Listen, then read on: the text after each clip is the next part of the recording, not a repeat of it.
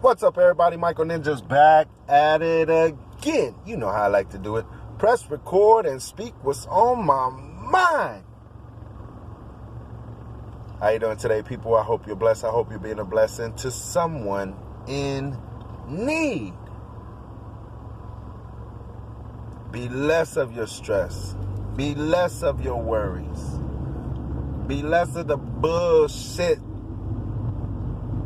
that you can't get away from.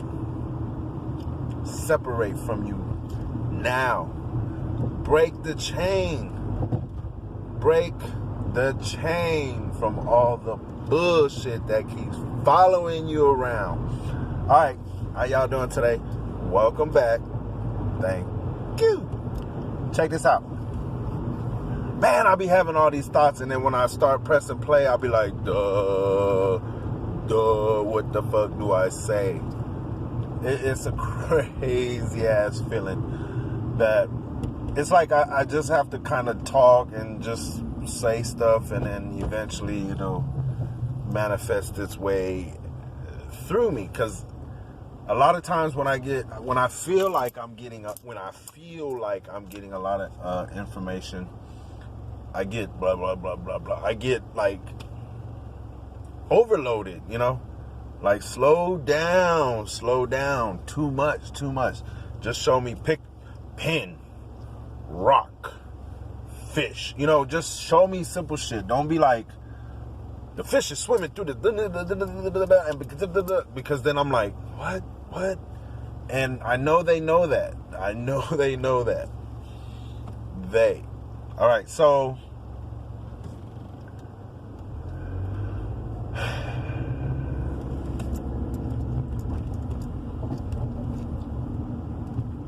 I heard Enoch say, he did say in one of the videos, a lot of the chosen ones, keep in mind, many people are chosen, but many decline. You may have been chosen in the past, and you're now reflecting back to, a tragic moment, which Enoch, the Freestyle Prince, did say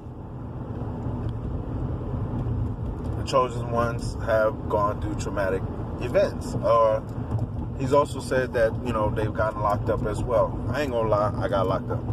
And I ain't gonna lie, I have been through traumatic events. And there was a period in time, yes, I felt like I made the decision to just put my guards down.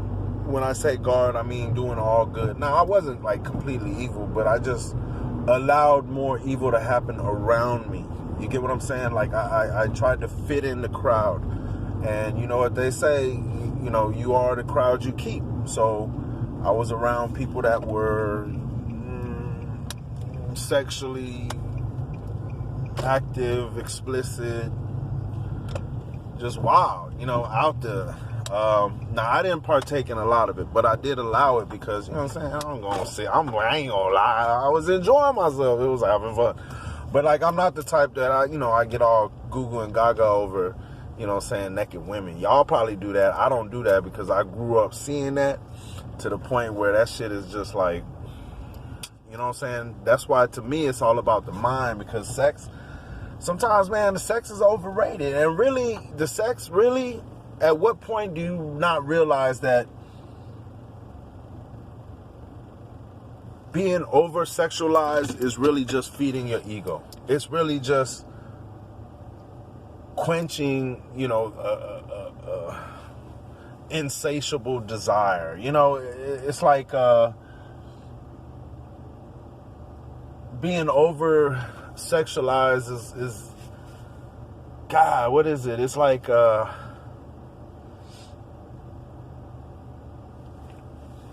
It's like you just enjoy that dopamine, that excitement, that chemical. It can't come to me. That chemical, that rush, that almost like an adrenaline, but it's addicting. Okay. The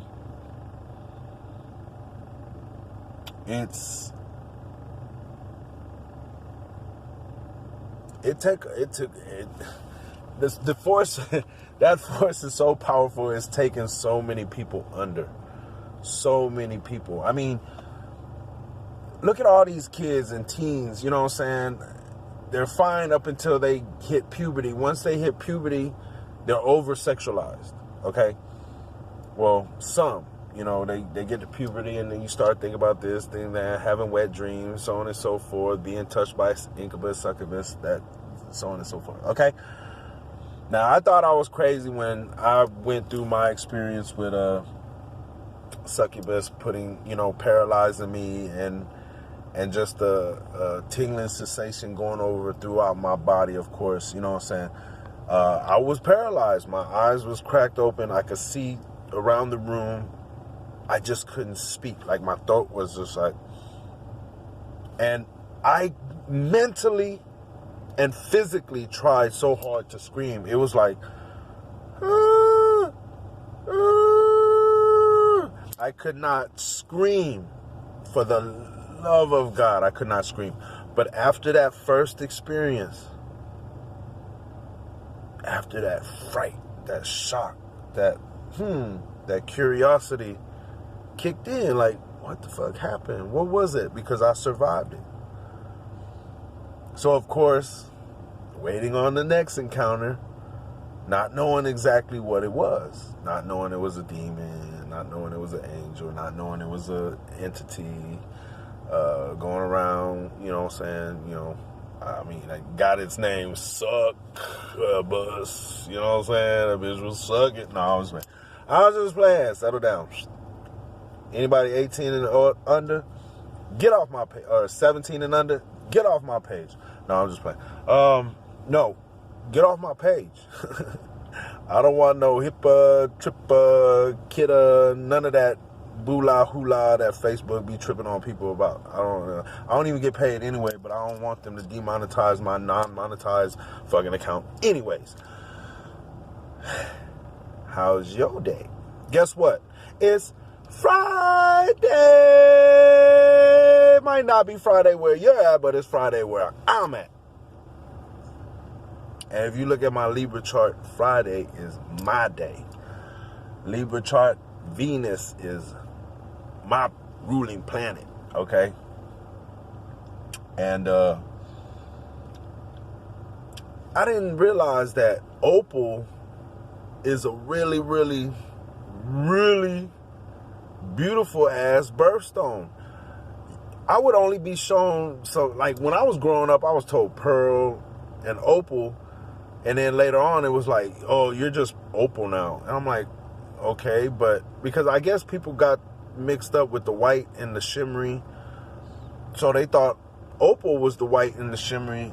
And so they showed that shit to me. And I'm like, man, my shit is like lame. I mean, look at the red one. Look at that green one. Look at the blue one. And my shit is just white.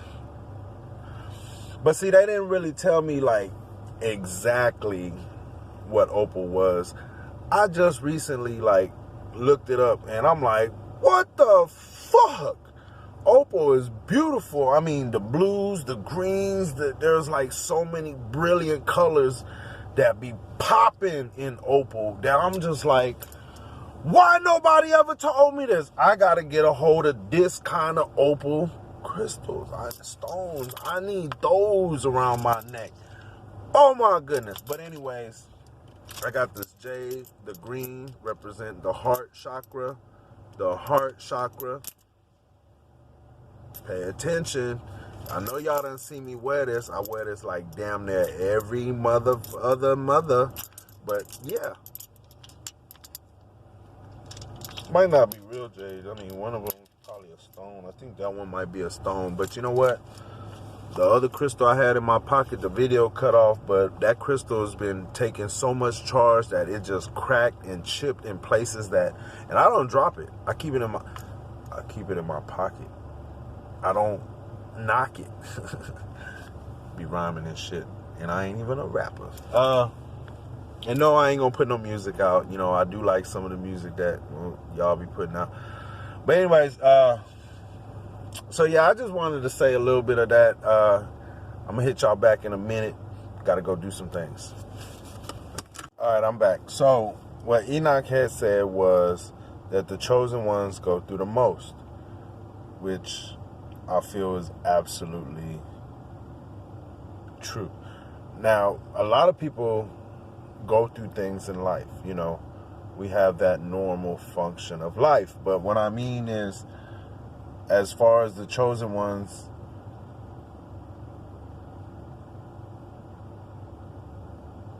again, I don't see myself as a chosen one. All I do remember is after having a traumatic event, some life, you know, some near-death experience, some just real traumatic on the mind, on the brain. It could be like your perfect world being crushed because your family's separated. It could be a sibling of yours, a brother or sister, you know, passed away. Or maybe they were taken away from you, you know, whether it be around you or in front of you, or just one day you never saw your brother or sister again, you know, or cousins or loved one, best friends, or whoever, you know, you extended your heart outside of your family. Even people like best friends, okay, that have been taken. This is traumatic.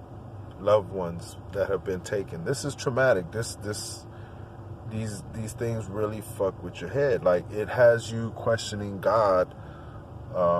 Why is this happening to me? You know, we always want to make things about us, which is, you know, understandable. But when in actuality, the event happened to someone else, you know. But because we're attached to that person, it too happened to us. And we emotionally, if you don't have a conscience, you're emotionally distraught. If you have a conscience, you'd be emotionally distraught. If you didn't have a conscience, you would probably just move along with your life as if nothing ever happened, as if there was no bump in the road, which is mad crazy, but it's understandable. Not everybody cares for everybody the way you perceive it.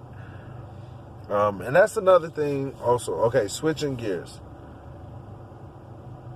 People will hate you because you don't act the way they think about you, the way their idea is about you. They'll hate you for that. They'll be mad at you because you don't do the things they thought was you. And on the flip side, you'll jump through hoops. You'll jump through hoops to get next to the person that you think is cool with you in that way. They run you through the dirt, having you thinking, you know, initiation. If I do this, they'll know that I'm loyal. They'll know that I'll be through the thick and thin. That's the wrong person to kick it with. That's the wrong person to slide next to. That's the wrong person you want to fuck with. Once you identify that they got you going through hurdles and shit and motherfucking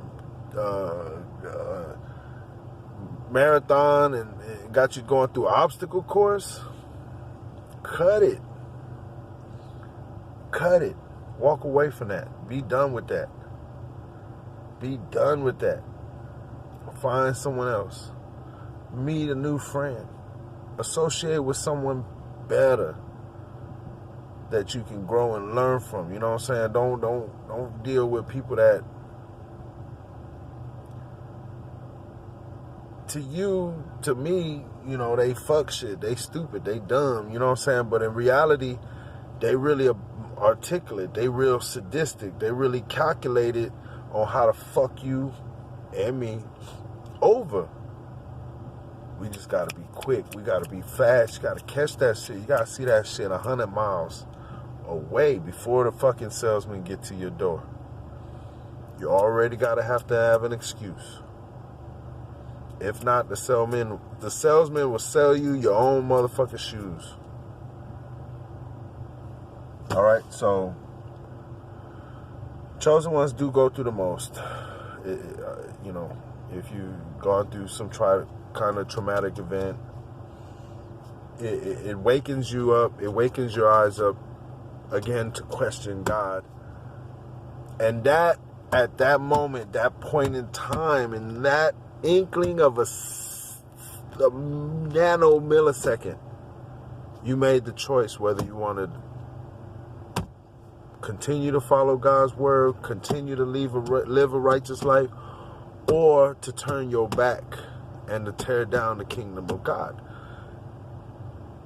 At that traumatic point in time, did you hear me? Is when you make that decision whether you're going to bring heaven to earth or you're going to destroy God's beautiful home here on earth. You feel me? You're going to be one of the pact, okay? The pact that they made, okay? The contract that they made to come down here and commit all kind of fuckery on people. I know it's hard to understand, like, we people, but then we're celestial beings, but then we're children of the gods, of the gods, of the gods, of the gods. You know, we're a watered down version. You know, believe all that you will if you want. Just don't repeat the shit, because sometimes it make people think twice about you. But like God said, or like it is said, I say I am, therefore I am. Or if you think pimp, you are a pimp. Or if you think you hustler, you are a hustler. Or if you think you a player, but you really just a hoe out there fucking it off, ain't making money, just being a straight hoe, then that's what you are. You know, you are who you hang with, no matter, okay, if 3 of the people that you hang with is a banker, but the 4th one is a prostitute, y'all all probably fucking that prostitute. Don't be stupid.